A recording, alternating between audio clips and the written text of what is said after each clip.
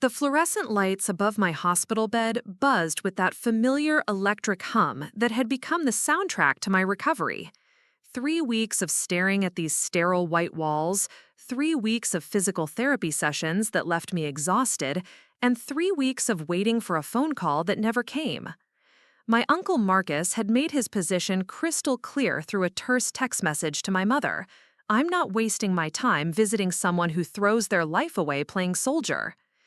What he didn't know, what none of my family knew, was that the woman they saw as a reckless disappointment had just spent the last 18 months orchestrating one of the most classified rescue operations in modern military history. But all of that was about to change when Dr. Harrison walked into my room, saw the name on my chart, and his face went completely white. Before we jump back in, tell us where you're tuning in from, and if this story touches you, make sure you're subscribed, because tomorrow I've saved something extra special for you. The morphine had worn off hours ago, but I preferred the clarity that came with the dull ache in my left leg. The doctor said the shrapnel had missed the major arteries by millimeters, that I was lucky to be alive, let alone walking again someday. Lucky. That's what they called surviving an improvised exclusive device that turned our convoy vehicle into twisted metal and sent 3 of us to the hospital while the rest of my team completed the mission I had planned down to the last detail.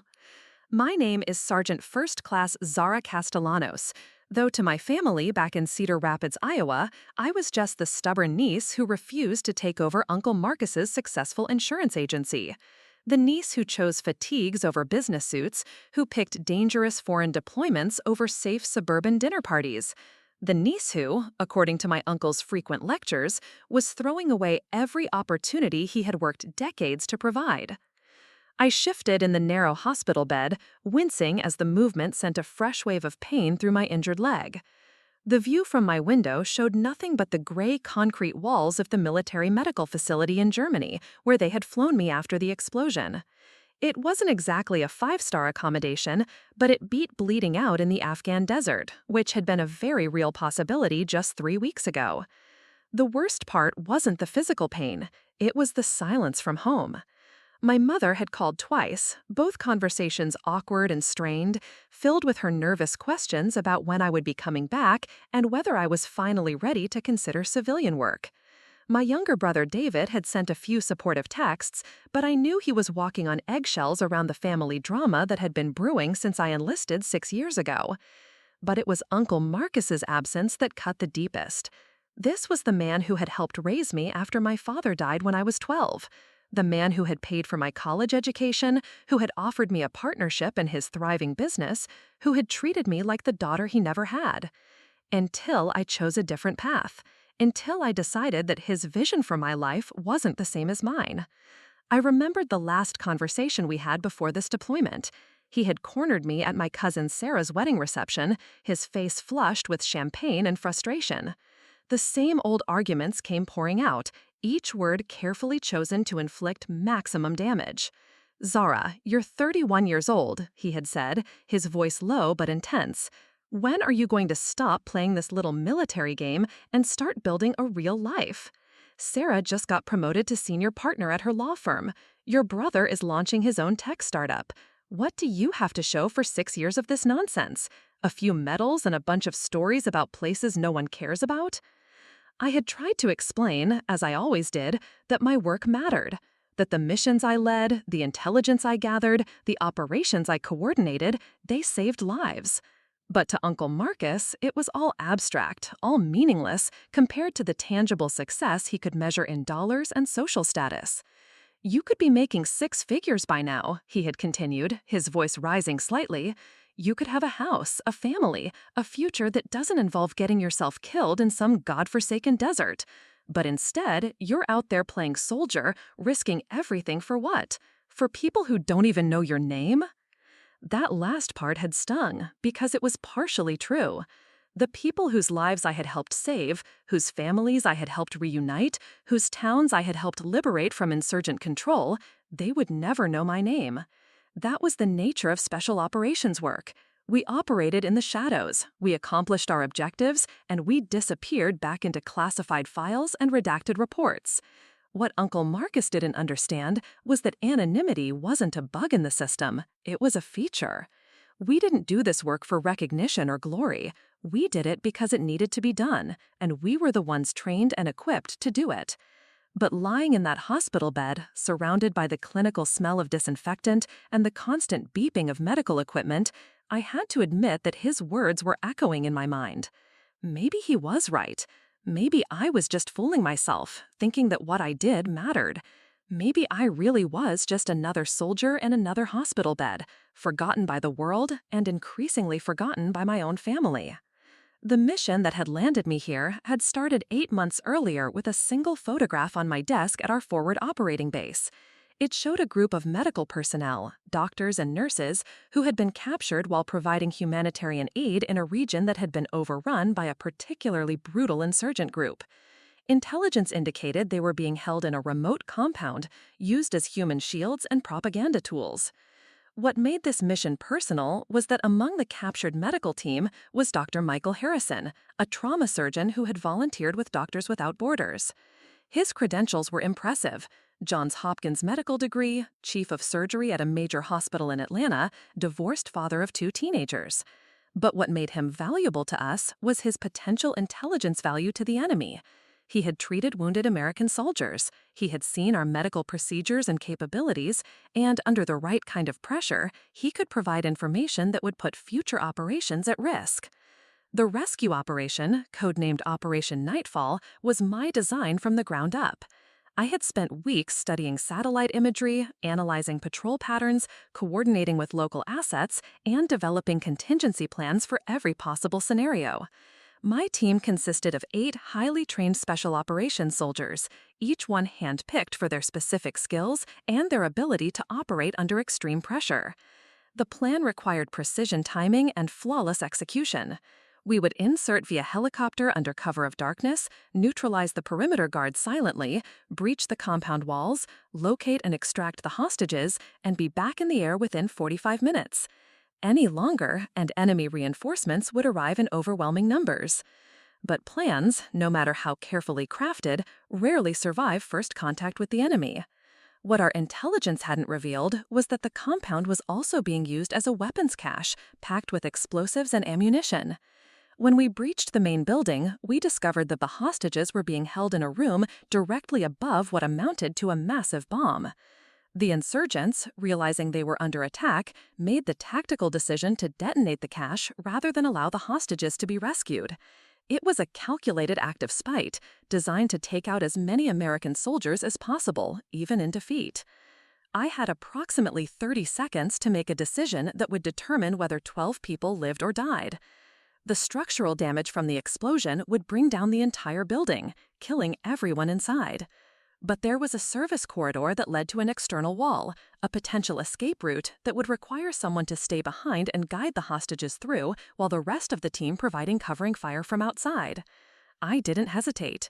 I ordered my team to extract the hostages through the corridor, while I remained in the building to ensure everyone made it out safely.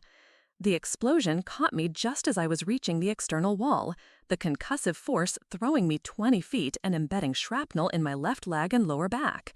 When I regained consciousness, I was in a medical helicopter flying toward the nearest military hospital. Through the fog of morphine and adrenaline, I learned that the mission had been a complete success. Preparing and narrating this story took us a lot of time, so if you are enjoying it, subscribe to our channel. It means a lot to us. Now back to the story.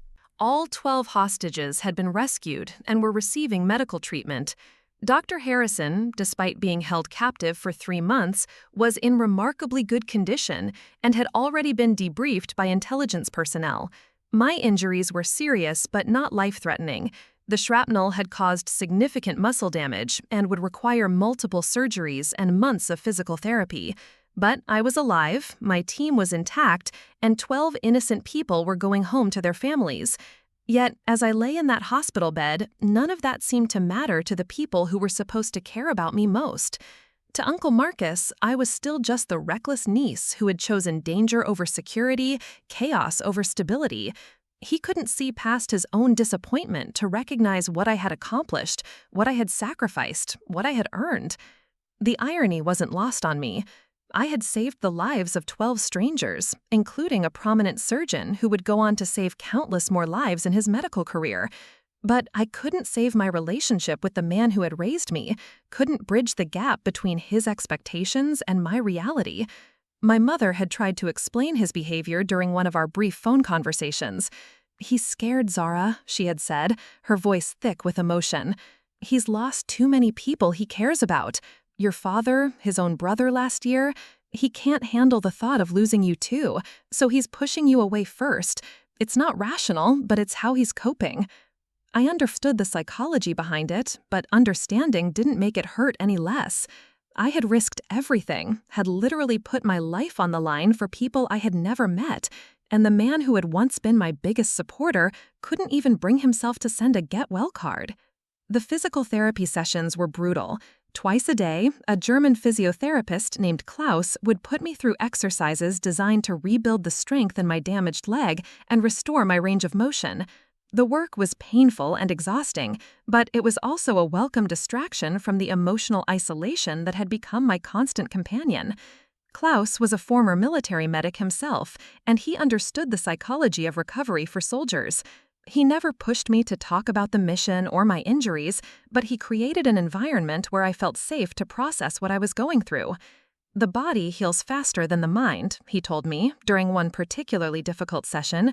"Your muscles will remember their strength, but your spirit must choose to trust them again. This is not a medical process. This is an act of faith." His words stayed with me as I worked through the pain, as I slowly progressed from bed rest to walking with assistance to taking my first independent steps down the hospital corridor. Each milestone was a small victory, a step toward reclaiming the physical capabilities that defined my professional identity. But the emotional healing was more complicated. I found myself questioning decisions I had made, wondering if there had been better alternatives, replaying the mission over and over in my mind. The what-ifs were endless and torturous. What if we had waited for better intelligence? What if we had approached from a different angle? What if I had made different tactical decisions? Dr. Sarah Chen, the military psychologist assigned to my case, helped me understand that this kind of rumination was normal for soldiers recovering from combat injuries. "You're processing trauma," she explained during one of our sessions. "Your mind is trying to make sense of an experience that defied rational control. The guilt you're feeling isn't about the decisions you made. It's about the fact that you survived when others might not have." She was right, of course. Survivor's guilt was a well-documented phenomenon among special operations personnel, but knowing the clinical term for what I was experiencing didn't make it any easier to manage. I still woke up in the middle of the night, replaying the sound of the explosion, feeling the heat of the blast, wondering if I could have done something differently. The routine of hospital life became both comforting and frustrating. Meals at regular intervals, medication schedules, physical therapy appointments, medical consultations. It was all very structured and predictable. But it was also completely removed from the world I had inhabited for the past 6 years, the world of mission planning and tactical operations and life-or-death decisions. I missed the intensity of my work, the clarity of purpose that came with having a specific objective and the training to achieve it. In the military, problems had solutions, and those solutions could be implemented through discipline, skill, and determination. Personal problems were messier, more complicated, resistant to the kind of systematic approach that had served me so well in my professional life. 3 weeks into my recovery, I was finally able to walk without assistance, though I still relied on a cane for longer distances. The doctors were pleased with my progress and were beginning to discuss discharge plans.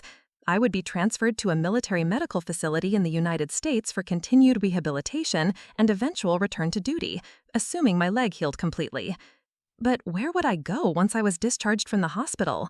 My apartment near the base had been sublet to another soldier during my deployment. My personal belongings were in storage. I had no permanent address, no civilian job prospects, no romantic relationship to return to. The military had been my life for so long that I had never developed the kind of civilian support network that most people took for granted. Uncle Marcus's insurance agency was still an option, technically. He had never formally withdrawn his offer of partnership, though he had made it clear that he considered my military service a temporary detour rather than a legitimate career choice. But the thought of returning to Cedar Rapids, of admitting that he had been right all along, felt like a betrayal of everything I had worked to build. I was wrestling with these thoughts when Dr. Harrison walked into my room. I had been expecting my usual afternoon visit from the German medical staff, so I was surprised to see an unfamiliar face in civilian clothes. He was a tall man in his 50s, with graying hair and the kind of steady, confident demeanor that I associated with experienced surgeons. "Sergeant Castellanos," he said, his voice carrying a slight southern accent. "I'm Dr. Michael Harrison. I was hoping we could talk." The name didn't register immediately. I had been focused on so many aspects of the mission planning that individual hostage identities had become abstract categories rather than personal details. But as he approached my bedside, something about his bearing, his obvious medical background, began to trigger a memory. "Dr. Harrison," I repeated slowly, "you were at the compound." He nodded, his expression growing serious. "I was one of the medical personnel your team rescued 3 weeks ago." I've been trying to get permission to visit you since I learned you were here. The pieces began falling into place. This was one of the 12 hostages, one of the people whose life I had risked my own to save. But he wasn't here as a patient seeking treatment. He was here as a doctor, presumably working at this very hospital. "I don't understand," I said. "What are you doing here?" Dr. Harrison pulled up a chair next to my bed, his movements deliberate and careful. "After my rescue, I was debriefed and cleared for duty. When I learned there was an American military medical facility in Germany, I volunteered to spend some time here before returning to the States. I wanted to give back, to help other soldiers who had been injured in operations like the one that saved my life." He paused, his eyes studying my face. "But I had another reason for wanting to be here. I wanted to meet the soldier who designed the operation that got me out of that compound. I wanted to thank the person who gave up their own safety to make sure I made it home to my children." I felt a flush of embarrassment. This level of gratitude felt disproportionate to what I had done. Making tactical decisions under pressure was my job, not some heroic act deserving of special recognition.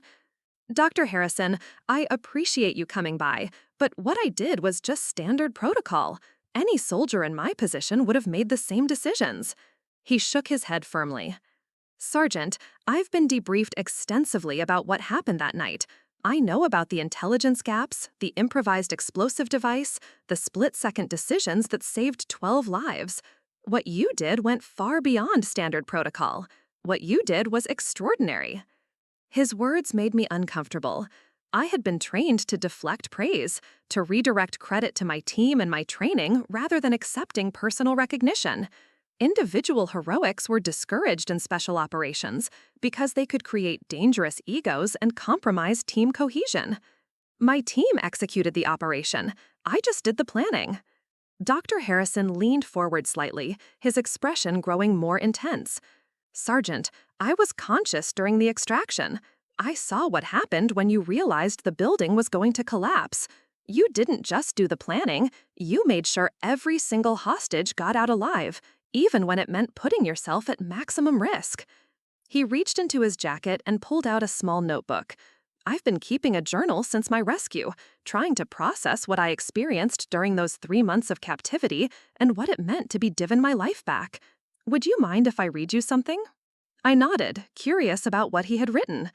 Dr. Harrison opened the notebook to a page marked with a yellow sticky note. "This is from my entry on the day I learned your name and started researching your military record. Today, I discovered that my rescuer was a 31-year-old woman from Iowa who has spent the last 6 years conducting classified operations that have saved hundreds of lives. She has received multiple commendations for valor, including a Silver Star for a previous mission where she extracted wounded soldiers under enemy fire.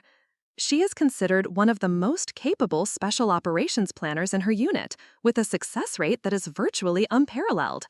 And yet, according to the family contact information in her personnel file, her own uncle considers her a failure." He closed the notebook and looked directly at me. "Sergeant, I did some research because I needed to understand who had saved my life. What I found was a record of service that would make any family proud. But I also found that your emergency contact information lists your uncle as your next of kin, and when the military tried to notify him of your injuries, he refused to accept the call. The revelation hit me like a physical blow. I had known Uncle Marcus wasn't planning to visit, but I hadn't realized that he had actively refused to even acknowledge that I had been injured. The rejection was more complete and more devastating than I had imagined.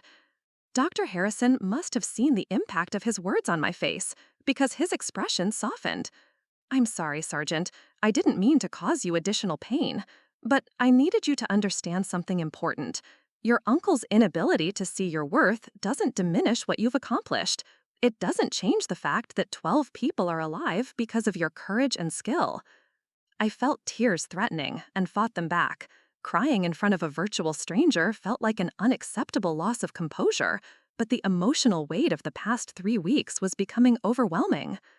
"Dr. Harrison, can I ask you something?" I said, working to keep my voice steady. "Of course. During your captivity, did you ever doubt that someone would come for you? Did you ever think that maybe you weren't worth the risk?" He considered the question carefully before answering. "There were moments, especially in the final weeks, when I wondered if my government had written me off, if the political calculations had determined that 12 medical volunteers weren't worth a military operation. But I never doubted my own worth, Sergeant. I knew that I had saved lives in my medical career, that I had children who needed me to come home, that I had more work to do in this world." His answer was simple but profound. He had maintained faith in his own value, even when external circumstances suggested otherwise. "Your uncle's opinion of your career doesn't define its value, any more than the insurgent's opinion of my medical work defined mine," Dr. Harrison continued. "The people whose lives you've saved, the missions you've completed, the soldiers you've led safely through dangerous operations, that's your real legacy." That's what matters.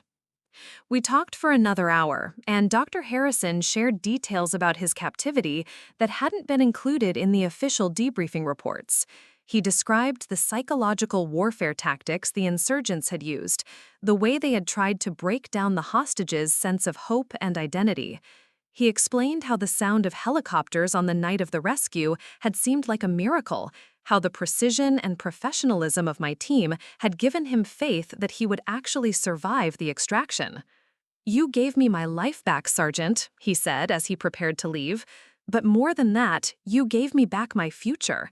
My daughter is getting married next month. My son just started medical school. I get to be there for those moments because of what you did." After he left, I sat in the gathering dusk of my hospital room, processing our conversation. For the first time in weeks, I felt something other than isolation and self-doubt. Dr. Harrison's gratitude wasn't just politeness or obligation. It was a genuine recognition of the value of my work, the impact of my decisions, the meaning of my sacrifice. But I also realized that his visit had crystallized something important about my relationship with Uncle Marcus. I had been seeking his approval for my choices, his validation of my career, his acknowledgement of my career, his acknowledgement of my accomplishments. But approval from someone who fundamentally misunderstood and undervalued my work was never going to provide the kind of satisfaction I was seeking. The real validation came from the work itself, from the successful completion of missions that saved lives and protected innocent people. It came from the respect of my colleagues, the trust of my superiors, and the gratitude of people like Dr. Harrison who understood firsthand what military service could accomplish.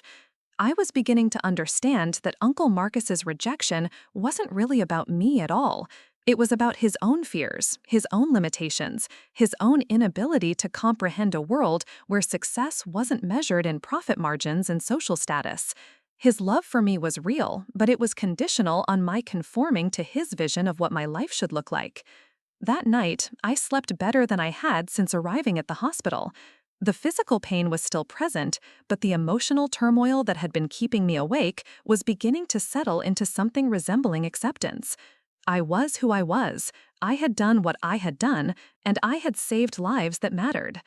The next morning brought a surprise that would change everything. Dr. Harrison returned to my room, but this time he wasn't alone. With him was a man in civilian clothes who introduced himself as James Mueller, a journalist who specialized in military affairs. Mueller had been researching a story about hostage rescue operations and had interviewed Dr. Harrison about his experience. "Sergeant Castellanos," Mueller said after the introductions were complete, "Dr. Harrison has told me about the operation that saved his life and the lives of 11 other hostages. He's also told me about your injuries and your recovery. I'd like to ask if you'd be willing to participate in an interview about your military service." I was immediately wary. Special operations personnel were generally discouraged from speaking to journalists, and many of our activities were classified. But Mueller seemed to understand my concerns and quickly explained the scope of what he was proposing. "I'm not asking for classified information or operational details," he said. "What I'm interested in is the human story, the personal cost of military service, the way families cope with deployment and combat injuries, the transition from active duty to civilian life. Dr. Harrison has given me permission to tell his story, and he believes that your perspective would add important depth to the article." I looked at Dr. Harrison, who nodded encouragingly. "Sergeant, you saved my life, but you also gave up significant pieces of your own life to do this work. I think people should understand what that sacrifice looks like, what it costs, and why it matters." The idea of sharing my story publicly felt foreign and uncomfortable. I had spent my entire military career operating in anonymity, completing missions that would never be acknowledged publicly, accepting recognition only within the closed community of special operations personnel. But there was something appealing about the possibility of having my work understood and valued by a broader audience. "What kind of article are you planning to write?" I asked Mueller.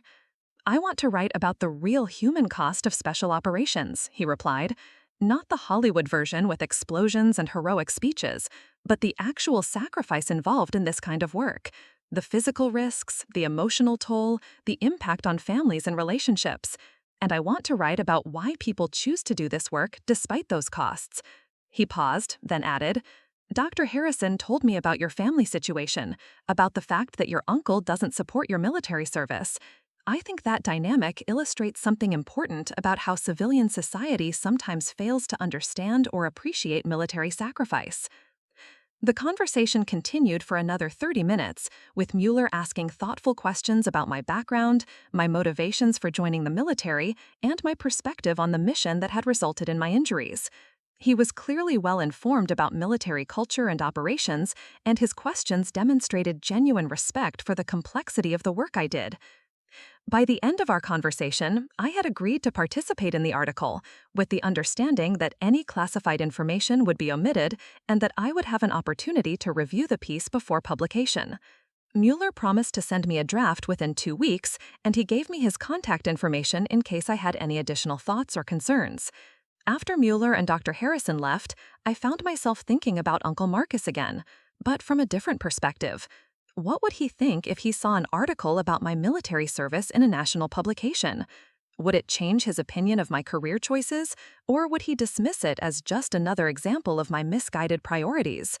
Part of me hoped that external validation might bridge the gap between us, that seeing my work acknowledged and respected by others might help him understand what I had been trying to explain for years.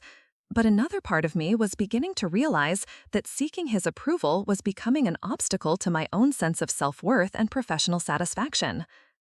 Over the following days, I threw myself into physical therapy with renewed determination. Klaus noticed the change in my attitude and commented on my improved focus and commitment to the exercises. "Something has shifted," he observed during one session. "You are working with your injury now, instead of fighting against it. This is good progress." He was right. My conversation with Dr. Harrison and the prospect of sharing my story publicly had given me a new sense of purpose in my recovery. I wasn't just healing from combat injuries, I was preparing to return to the work that defined me, the work that saved lives and mattered in ways that went far beyond my family's understanding or approval. 2 weeks later, Mueller sent me the draft as promised. The piece was titled "The Hidden Cost of Heroism, a Special Operations Soldier's Story of Sacrifice and Family." It was a thoughtful, nuanced exploration of my military career, the hostage rescue operation, and the personal challenges I faced in reconciling my professional identity with my family relationships. Mueller had interviewed Dr. Harrison extensively, and his first-hand account of the rescue operation provided a perspective on my work that I had never seen before. Reading his description of the tactical precision and split-second decision-making that had saved his life, I began to understand why he had been so insistent about expressing his gratitude. The article also included quotes from my commanding officer, who had been authorized to speak generally about my service record and professional competence. Sergeant First Class Castellanos represents the best of what special operations can achieve, he had said. Her combination of tactical intelligence, operational planning skills, and personal courage makes her one of the most valuable soldiers I've had the privilege to command. But it was the final section of the article that affected me most deeply. Mueller had written about the disconnect between my professional accomplishments and my family's perception of my career choices, using it as a lens to examine how civilian society often fails to understand or appreciate military service. For Sergeant Castellanos, the most difficult wounds to heal may not be the physical ones inflicted by enemy shrapnel, but the emotional ones inflicted by the people who should support her most, he had written. Her story illustrates a painful irony. The very qualities that make her exceptional at protecting others, her willingness to accept risk, her commitment to service over personal gain, her ability to make life-or-death decisions under extreme pressure, are the same qualities that her family views as character flaws. The article was scheduled for publication in 3 days, in a magazine with national circulation and significant online readership. Mueller had assured me that the piece would likely generate substantial attention, both from readers interested in military affairs and from those interested in family dynamics and personal sacrifice. I approved the article for publication and sent Mueller a brief note thanking him for his professionalism and sensitivity in handling my story. For the first time since my injury, I felt a sense of anticipation about the future, a feeling that something significant was about to change in my life. What I didn't anticipate was how dramatically that change would unfold, or how quickly my family's understanding of my military service was about to be transformed by a simple phone call from Iowa. The call came at 7 in the morning, Iowa time, while Uncle Marcus was having his usual breakfast of black coffee and wheat toast at the kitchen table he'd inherited from his parents 40 years ago. The phone's shrill ring cut through the morning quiet of his Cedar Rapids home, and he almost didn't answer it.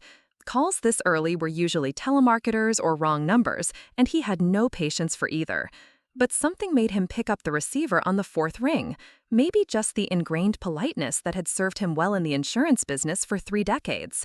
The voice on the other end was unfamiliar, professional, with the kind of careful diction that suggested someone accustomed to dealing with sensitive matters. Mr. Marcus Castellanos, this is James Mueller from National Defense Quarterly. I'm calling about your niece, Sergeant First Class Zara Castellanos. Marcus set down his coffee cup with deliberate care, his jaw already tightening. Another journalist wanting to glorify Zara's reckless military adventures, no doubt. He'd fielded similar calls over the years, always declining to comment, always making it clear that he didn't support his niece's dangerous career choices. Mr. Mueller, I've told other reporters before, and I'll tell you now, I don't discuss my niece's military activities. If you want to comment about her service, you'll need to contact someone else. There was a pause on the other end of the line, and when Mueller spoke again, his tone had shifted slightly, becoming more measured and serious.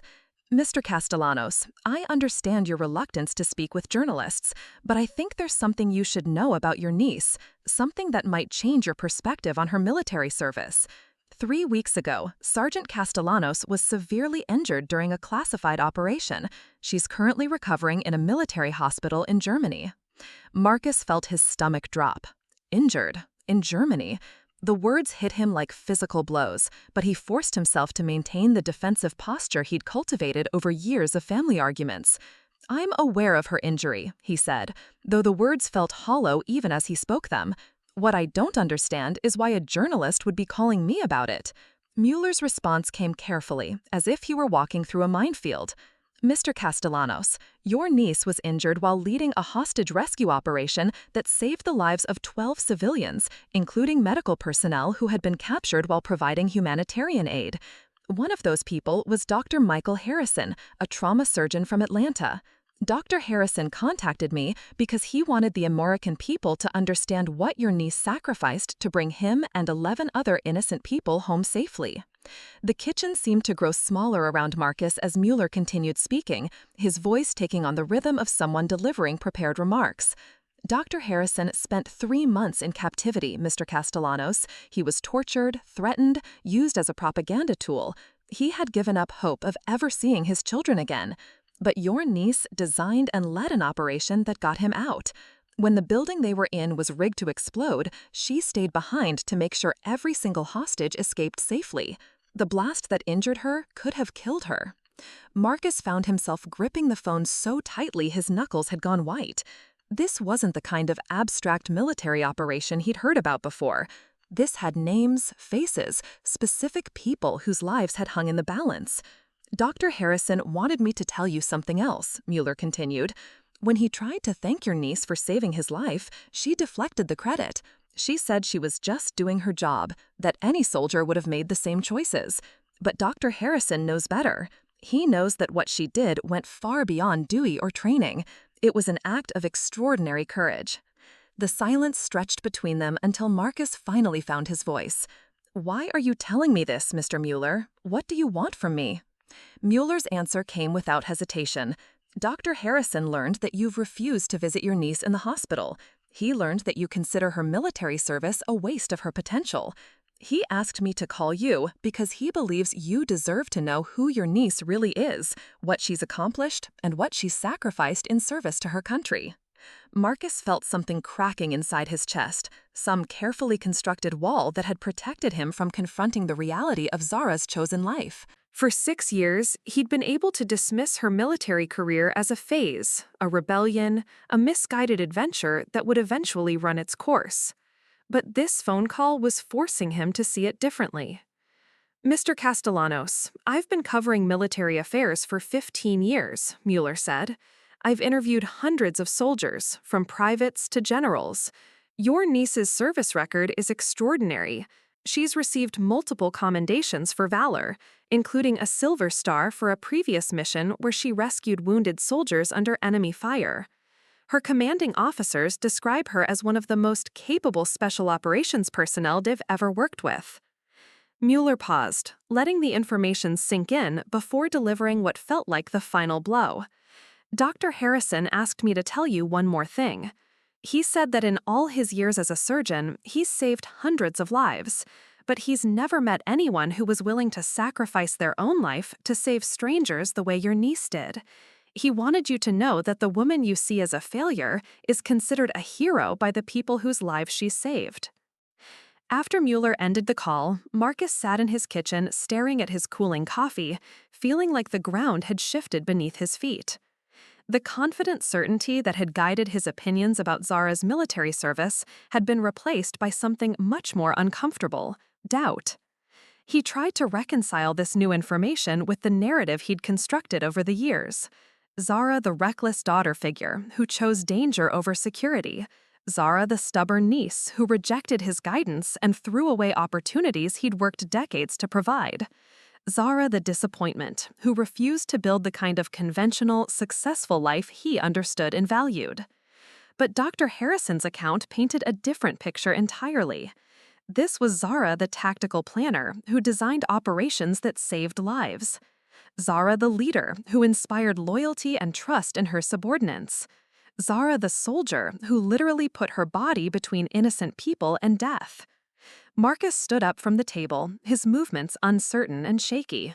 He walked to his home office, a small room lined with certificates and awards from his insurance career, photos of successful business deals, and community recognition.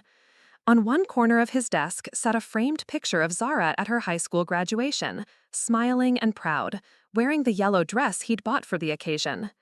That picture had been taken just months before she'd announced her intention to join the military, before the arguments and disappointments and years of growing distance between them. He remembered how proud he'd been that night, how excited about the future they would build together.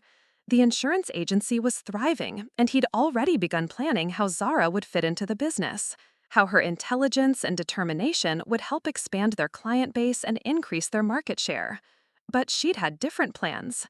The military recruiter had visited her college campus, and something about the presentation had captured her imagination in a way that his business never had. When she'd told him about her decision to enlist, he'd been genuinely shocked. This wasn't the path they'd discussed, wasn't the future he'd envisioned for her. His first reaction had been practical. Military service was dangerous, unpredictable, and poorly compensated compared to civilian careers. She was smart enough for law school, disciplined enough for medical school, charismatic enough for business success. Why would she choose a path that offered fewer opportunities and greater risks? But as their arguments escalated and her commitment to military service became clear, his objections had taken on a more personal tone. He began to see her choice as a rejection of everything he'd tried to give her, everything he'd worked to build for their family. The insurance agency was his legacy, and he'd assumed she would want to be part of that legacy. When she'd completed basic training and begun advanced military education, he'd told himself it was just a phase. Young people needed to spread their wings, to explore different possibilities before settling into adult responsibilities. He'd convinced himself that a few years in the military would satisfy her sense of adventure, and then she'd be ready to join the family business with a better appreciation for stability and security. But the years had passed, and instead of growing tired of military life, Zara had thrived in it.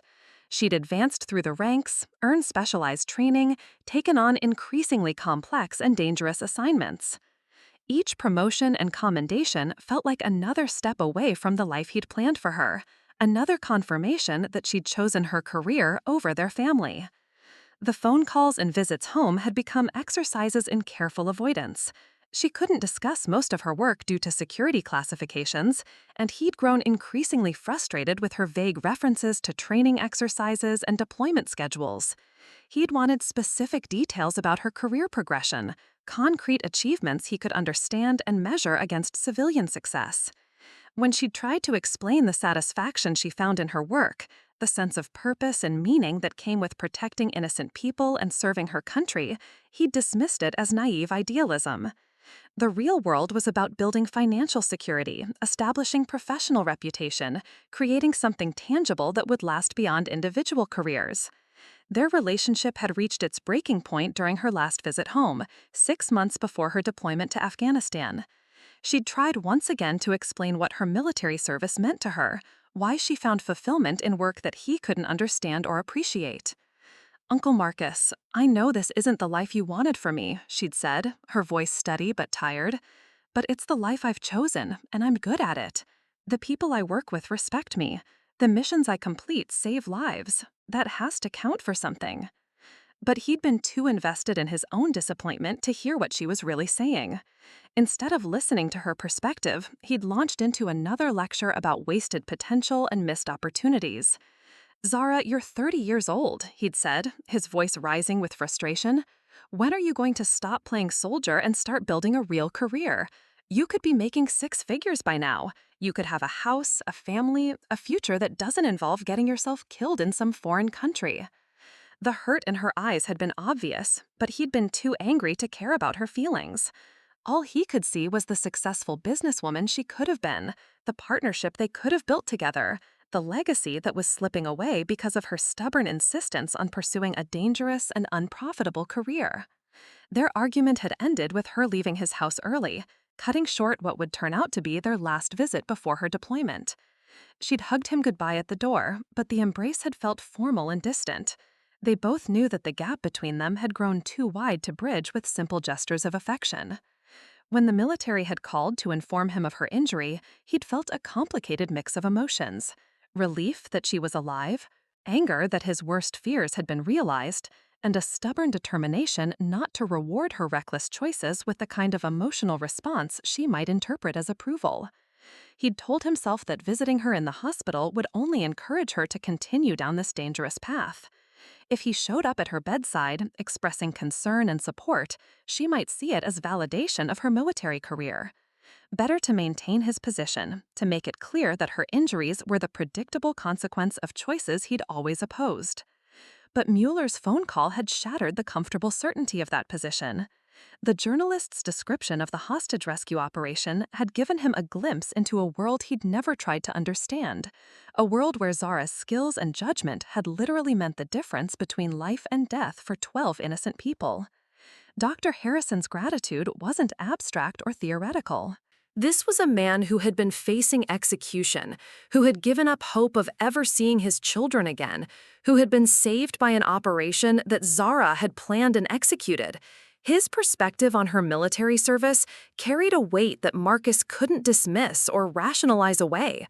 For the first time, Marcus began to consider the possibility that he'd been wrong about Zara's career, not just tactically wrong about its prospects and opportunities, but fundamentally wrong about its value and meaning.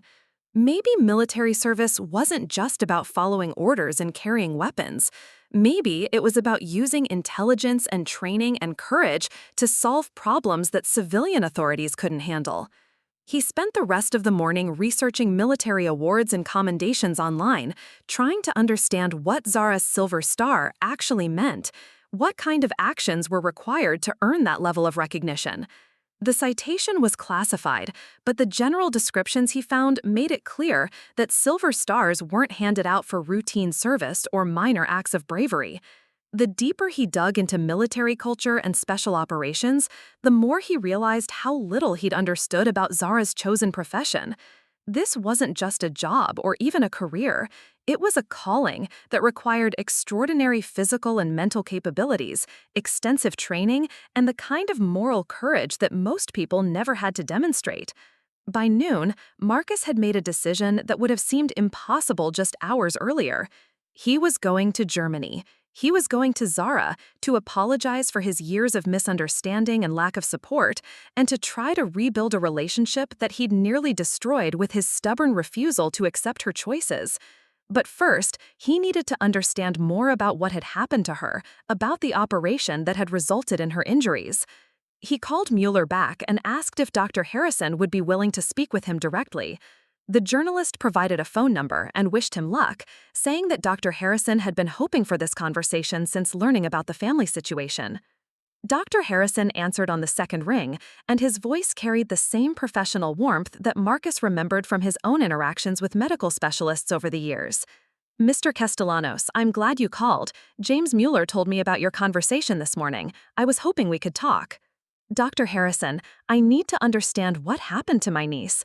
The journalist gave me some details, but I need to hear it from someone who was there." Dr. Harrison's account was detailed and unflinching.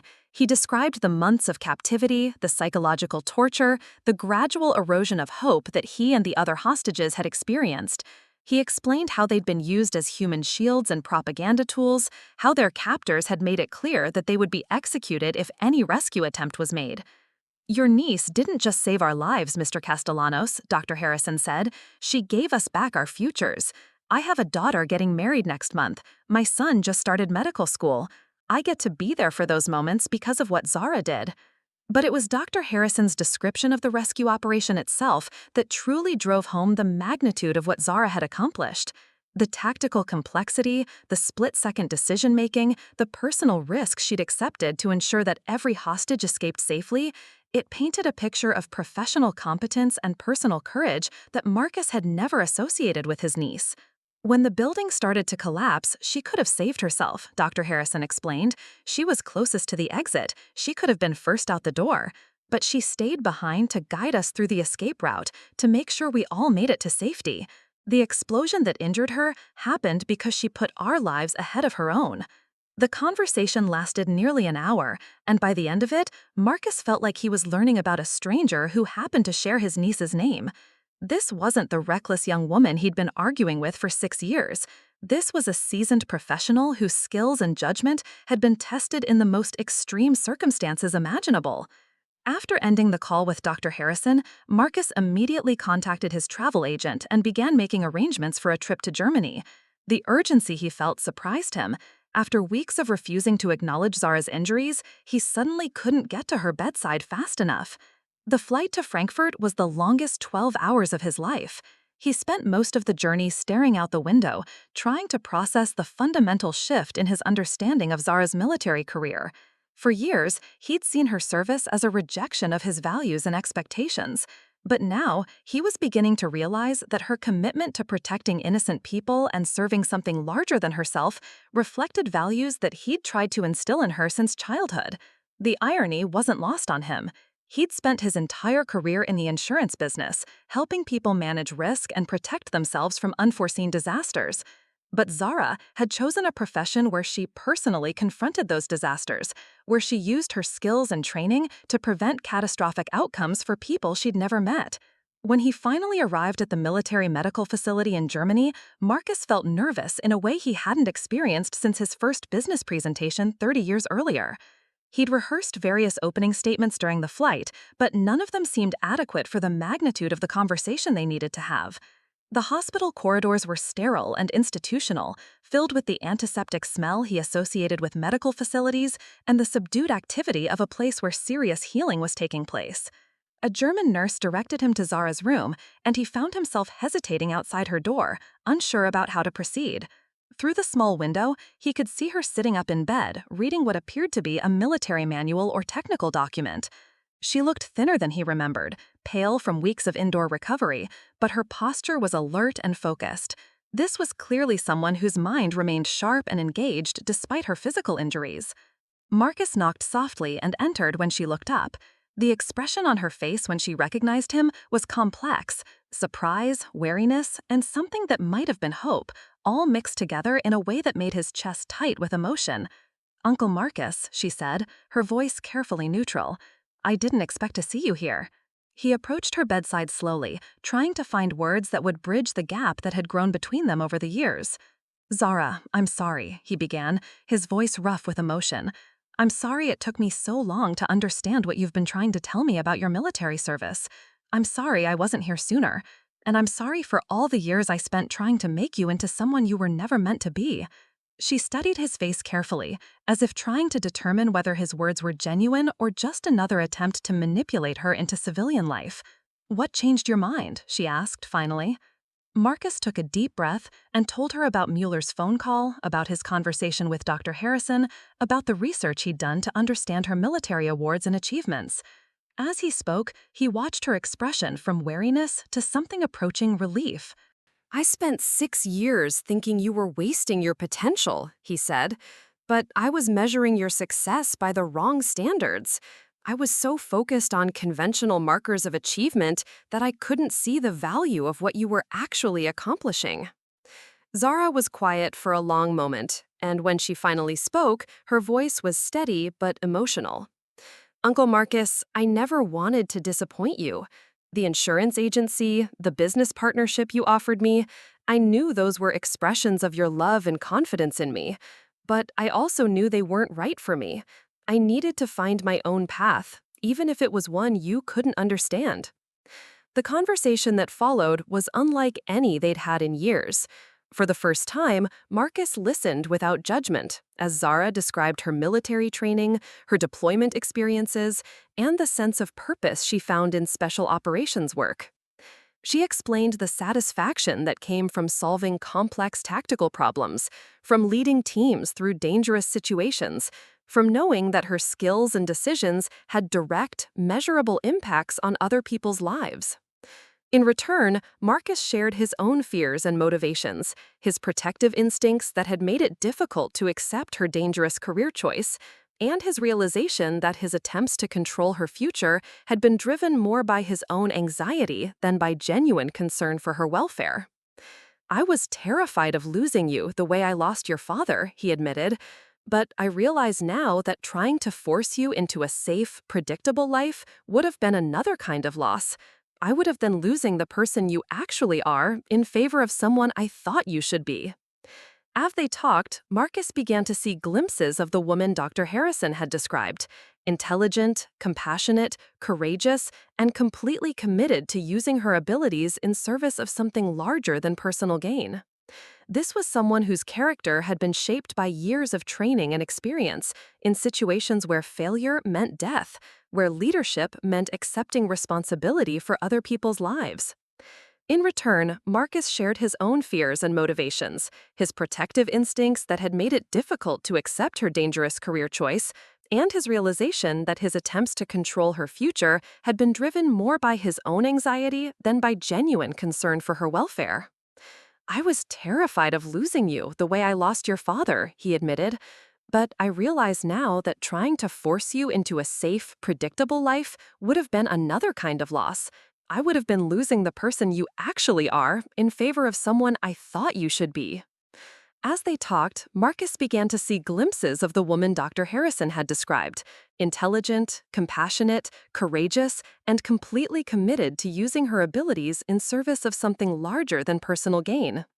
This was someone whose character had been shaped by years of training and experience in situations where failure meant death, where leadership meant accepting responsibility for other people's lives. The reconciliation between them didn't happen all at once. There were years of hurt feelings and misunderstandings to work through, complicated emotions that couldn't be resolved in a single conversation. But for the first time since Zara had announced her intention to join the military, Marcus felt like they were moving in the same direction, rather than pulling against each other. 2 days later, Dr. Harrison stopped by Zara's room during Marcus's visit. The meeting between the two men was emotional and profound. Dr. Harrison's gratitude toward Zara was obvious and deeply felt, but his respect for Marcus's journey toward understanding was equally genuine. "Mr. Castellanos, it takes courage to admit when we've been wrong about something important," Dr. Harrison said. "Your niece is fortunate to have family who love her enough to grow and change." That evening, Marcus and Zara had dinner together in the hospital cafeteria, a simple meal that felt more significant than any of the elaborate business dinners Marcus had hosted over the years. They talked about practical matters: her recovery timeline, her plans for returning to duty, the article that Mueller was preparing to publish about her military service. "Are you worried about the publicity?" Marcus asked. Zara considered the question carefully. "A little. Special operations personnel usually prefer anonymity. But Dr. Harrison convinced me that people need to understand what military service really looks like, what it costs, and why it matters. If my story helps with that understanding, then it's worth some discomfort."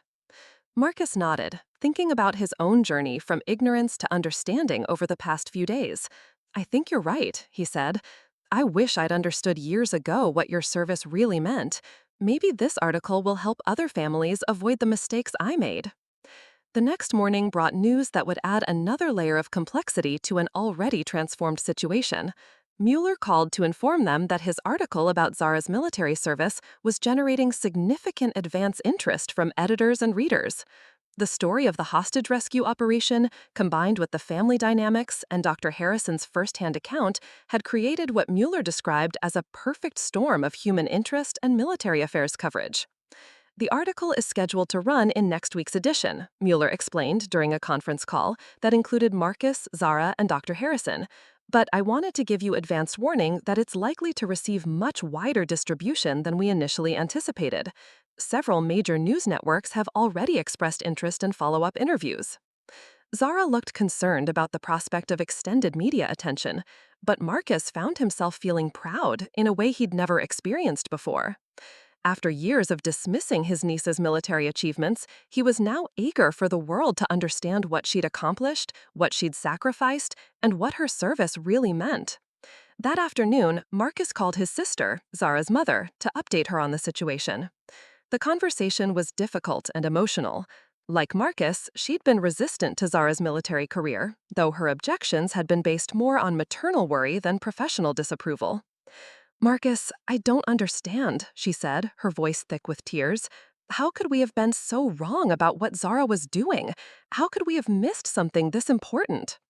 It was a question Marcus had been asking himself repeatedly over the past few days. How had they failed so completely to understand the nature of Zara's work, the level of her responsibilities, the magnitude of her achievements? Part of the answer, he realized, lay in the classified nature of special operations work. Zara hadn't been able to share specific details about her missions or achievements, leaving her family to fill in the gaps with their own assumptions and fears. But a larger part of the problem had been their unwillingness to trust her judgment, to believe that she was capable of making good decisions about her own life and career. "We were so focused on protecting her from what we thought were bad choices that we never stopped to consider whether they might actually be good choices," Marcus told his sister. "We let our own fears and expectations blind us to who she really was and what she was really accomplishing." The conversation with his sister lasted over an hour, and by the end of it, they'd made plans for her to join Marcus in Germany for the remainder of Zara's recovery. For the first time in years, their family was moving toward unity instead of fragmentation, toward understanding instead of judgment. That evening, as Marcus sat beside Zara's hospital bed while she completed her physical therapy exercises, he reflected on the profound changes that had occurred in his understanding over the past week. The stubborn certainty that had guided his opinions about her military service had been replaced by something much more complex: admiration, respect, and a deep appreciation for the courage required to live according to one's own convictions rather than other people's expectations. Mueller's article was scheduled to be published in 3 days, and Marcus found himself looking forward to reading the public account of his niece's military service. For years, he'd been embarrassed by her career choices, reluctant to discuss her military activities with his business associates and social connections. But now he was eager to share her story, to help other people understand what he'd finally begun to appreciate himself. The transformation in their relationship wasn't complete. There were still conversations to be had, apologies to be made, and trust to be rebuilt. But the foundation had been established for something stronger and more authentic than what they'd had before. Marcus had learned to see Zara as she actually was, rather than as he thought she should be, and that recognition had opened the door to genuine respect and appreciation. As he prepared to leave the hospital that night, Marcus thought about the business empire he'd built over 3 decades, the financial security he'd achieved, the community recognition he'd earned. All of those accomplishments suddenly seemed smaller when measured against what Zara had achieved in her 6 years of military service. She'd saved lives, protected innocent people, and served something larger than personal gain. And she'd done it all while maintaining her integrity and compassion despite his disapproval and lack of support. Tomorrow would bring new challenges and new opportunities for understanding.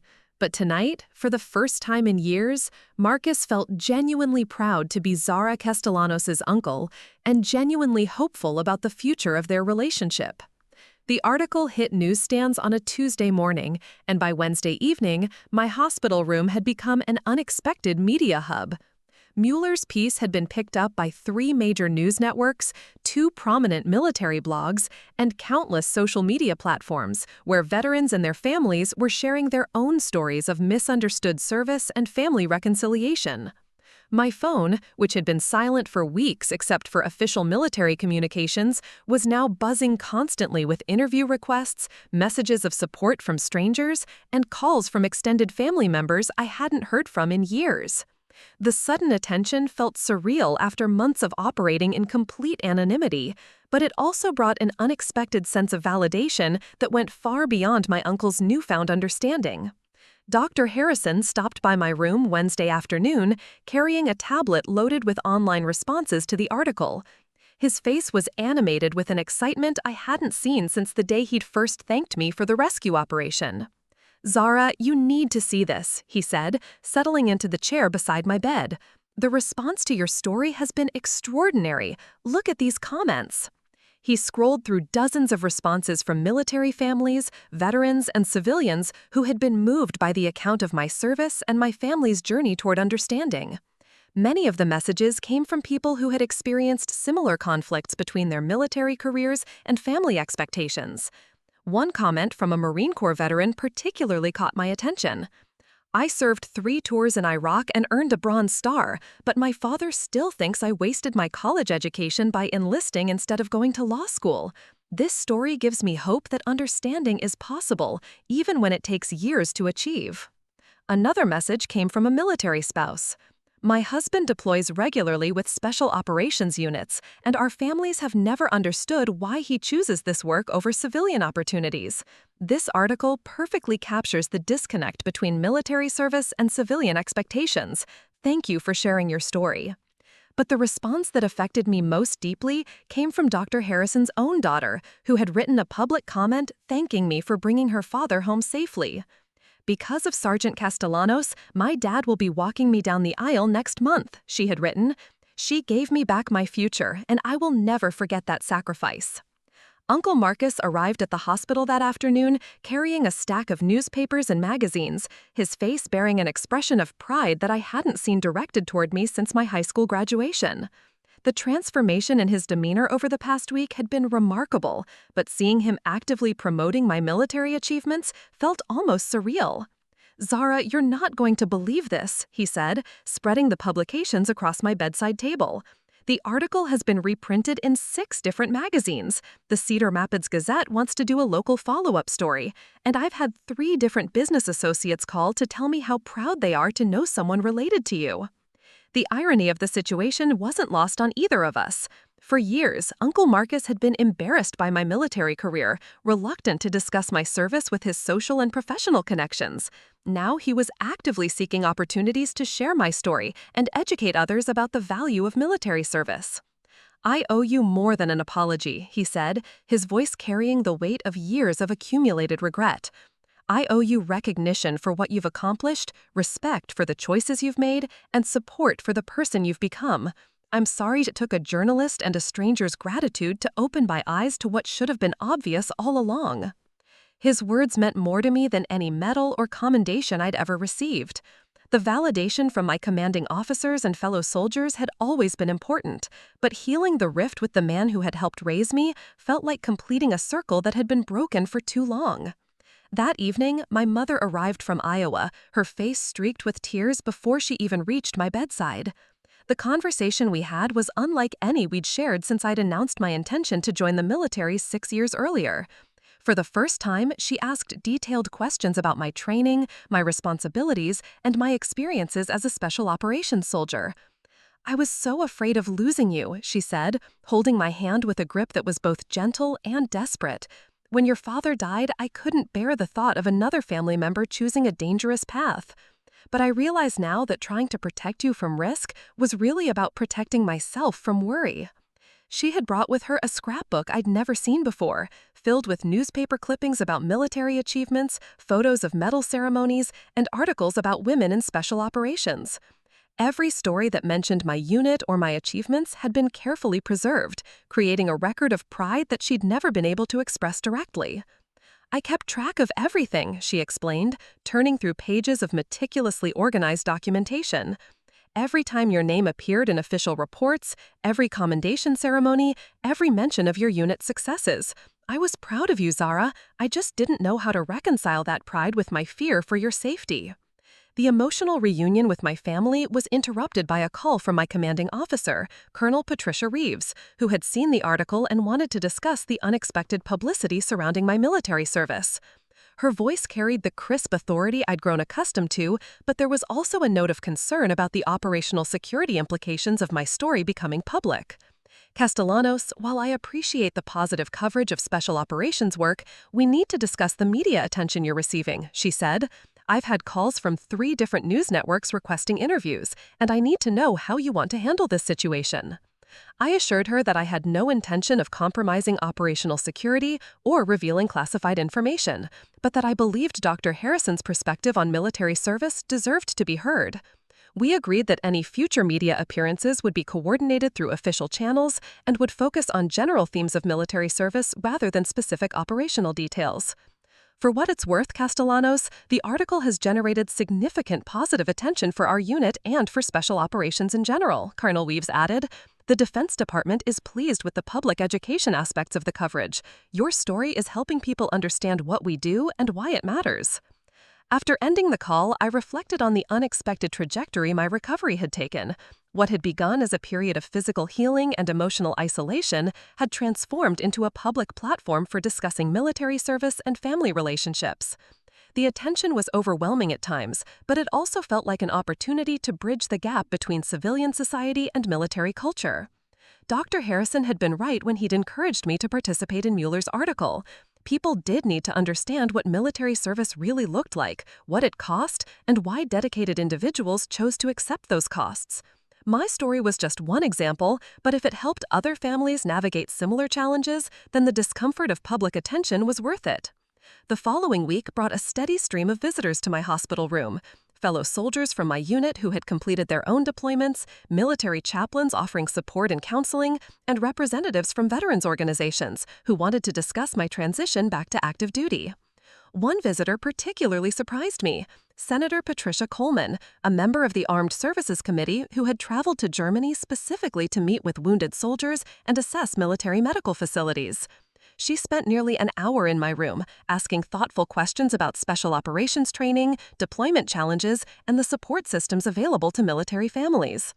Sergeant Castellanos, your story has resonated with many of my constituents, she said. The article has sparked important conversations about how civilian society can better support military families and understand the value of military service.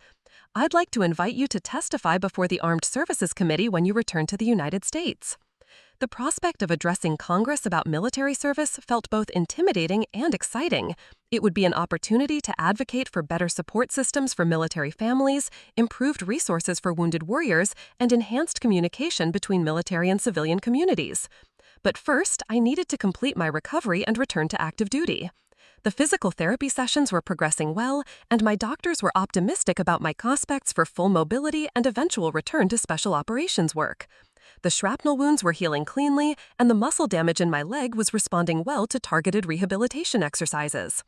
Klaus, my German physiotherapist, had become not just a medical provider but a genuine friend during my recovery. His understanding of military culture and combat injuries had been invaluable in helping me process both the physical and emotional aspects of my healing.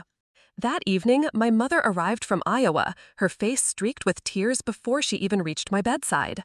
The conversation we had was unlike any we'd shared since I'd announced my intention to join the military 6 years earlier. For the first time, she asked detailed questions about my training, my responsibilities, and my experiences as a special operations soldier. I was so afraid of losing you, she said, holding my hand with a grip that was both gentle and desperate. When your father died, I couldn't bear the thought of another family member choosing a dangerous path. But I realize now that trying to protect you from risk was really about protecting myself from worry. She had brought with her a scrapbook I'd never seen before, filled with newspaper clippings about military achievements, photos of medal ceremonies, and articles about women in special operations. Every story that mentioned my unit or my achievements had been carefully preserved, creating a record of pride that she'd never been able to express directly. I kept track of everything, she explained, turning through pages of meticulously organized documentation. Every time your name appeared in official reports, every commendation ceremony, every mention of your unit's successes. I was proud of you, Zara. I just didn't know how to reconcile that pride with my fear for your safety. The emotional reunion with my family was interrupted by a call from my commanding officer, Colonel Patricia Reeves, who had seen the article and wanted to discuss the unexpected publicity surrounding my military service. Her voice carried the crisp authority I'd grown accustomed to, but there was also a note of concern about the operational security implications of my story becoming public. Castellanos, while You are ready for the next phase, he told me during our final session together. Your body has remembered its strength, and your spirit has found its purpose again. The work you do now will be different from the work you did before, but it will be no less important. His words proved prophetic. My return to the United States was met with a level of attention and recognition that would have been unimaginable just weeks earlier. The military medical facility in San Antonio, where I continued my rehabilitation, was contacted by numerous media outlets, veterans organizations, and educational institutions interested in my perspective on military service. Uncle Marcus had taken a leave of absence from his insurance agency to accompany me back to the United States, a gesture that symbolized the complete transformation in our relationship. The man who had once seen my military career as a waste of potential was now actively advocating for better civilian understanding of military service. I've been thinking about expanding the business, he told me during one of our conversations in San Antonio. Not necessarily bringing you into the agency, but creating programs that specifically serve military families, insurance needs, financial planning, transition services for veterans. There's a real gap in the market, and I think I could make a meaningful contribution. His idea reflected a broader change in his worldview that had been sparked by his newfound understanding of military service. Instead of simply pursuing profit and conventional success, he was beginning to see his business as a platform for serving others and addressing real community needs. The invitation to testify before the Armed Services Committee materialized into a formal request 3 weeks after my return to the United States. Senator Coleman's office provided detailed briefing materials about the committee's current priorities and the specific topics they wanted me to address. The hearing was scheduled for a Tuesday morning in November, and I spent weeks preparing testimony that would accurately represent the experiences of special operations personnel while remaining accessible to civilian audiences. The goal was to educate committee members about the realities of military service without compromising operational security or revealing classified information. Uncle Marcus insisted on attending the hearing, along with my mother and Dr. Harrison, who had been invited to provide his perspective as someone whose life had been directly impacted by military operations. The small group of supporters felt like a symbol of how much had changed since those lonely weeks in the German hospital. My testimony focused on three main themes: the extensive training and preparation required for special operations work, the importance of family support in maintaining military readiness, and the need for better communication between military and civilian communities. I shared my own experience of feeling isolated from family members who didn't understand my career choices, and I emphasized how that isolation had been resolved through education and open dialogue. Military service requires sacrifices that are difficult for civilian society to understand, I told the committee, but those sacrifices are made meaningful when they're supported by families and communities who recognize their value. My own family's journey from misunderstanding to support illustrates both the challenges and the possibilities for bridging the civilian-military divide. The questions from committee members were thoughtful and substantive, covering topics ranging from recruitment and retention to family support services and veteran transition programs. Several senators expressed interest in legislation that would improve communication between military and civilian communities, and my testimony was cited in multiple follow-up discussions about military family support. Dr. Harrison's testimony provided a powerful complement to my own, offering the perspective of someone whose life had been directly saved by military operations. His description of the hostage rescue and his gratitude for my team's professionalism and courage brought a human dimension to what could have been an abstract policy discussion. Sergeant Castellanos and her team didn't just save my life, he told the committee. They restored my future and the futures of 11 other innocent people. The planning, skill, and personal courage required for that operation represent the best of what American military service can achieve. The hearing concluded with commitments from several committee members to investigate improved support programs for military families and enhanced resources for wounded warriors.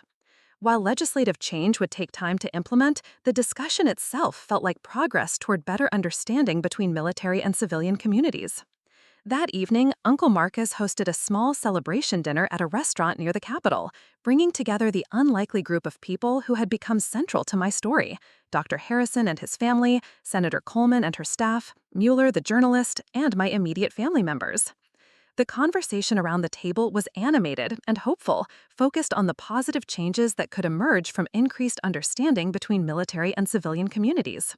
6 months ago, I couldn't have imagined being in this room with these people celebrating my niece's military achievements, Uncle Marcus said during an impromptu toast. But sometimes the most important learning happens when we're forced to confront our own assumptions and biases.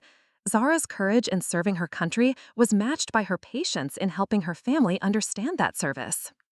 The dinner felt like a culmination of the journey that had begun with my injury in Afghanistan and continued through my recovery in Germany. What had started as a period of physical healing and family estrangement had evolved into a platform for public education and policy advocacy. 6 months later, I was cleared for return to active duty with special operations, my leg having healed completely and my physical capabilities fully restored. The media attention had died down to manageable levels, but the relationships and understanding that had been built during my recovery remained strong and meaningful. Uncle Marcus had indeed expanded his insurance business to focus on military families, creating specialized programs that addressed the unique financial and security needs of service members. His agency had become a model for other businesses seeking to better serve military communities, and he frequently spoke at conferences about the importance of civilian-military cooperation.